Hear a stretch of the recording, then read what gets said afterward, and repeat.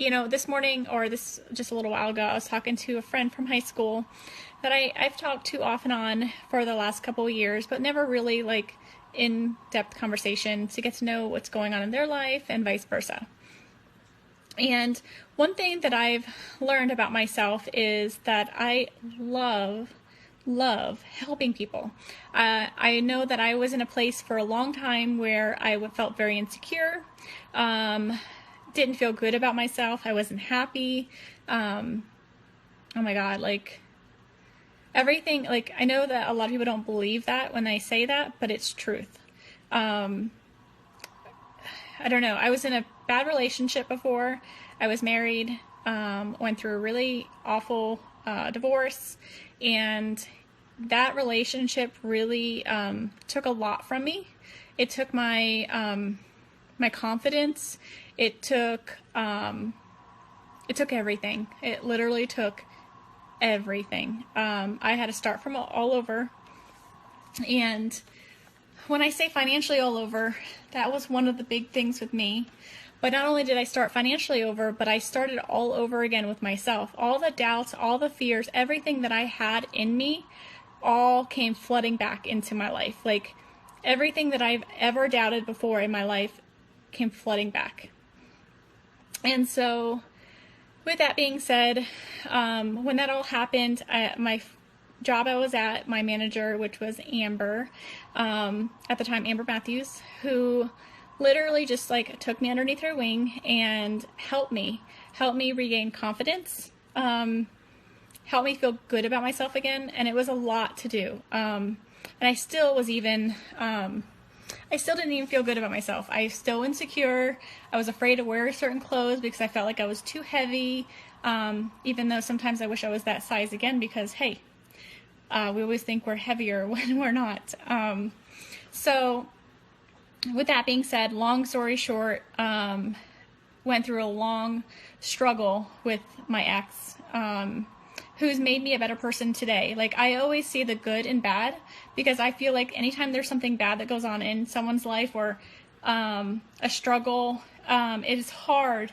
I know firsthand, it's very hard to see the good in anything bad that's going on, but I promise you, if you dig deep enough into that struggle, you will find positive and good in it. And long story short, I was diagnosed with health challenges in 2010, so about 6.5 years ago, and it was a really, it put me in a really bad place at the time. And at that time, I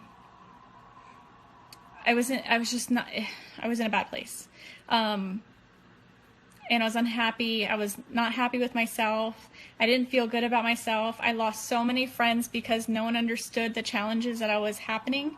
I looked like this still, but my inside felt awful. Everything was just bad. And I lost a lot of friends. I had people who I thought were my closest friends who didn't believe me, didn't believe I felt amazing, didn't believe I was struggling, didn't believe I was hurting. A lot of stress, and all that was going on in my life. And so at that same time, I was in this bad place. I met my Chris. I met my husband now.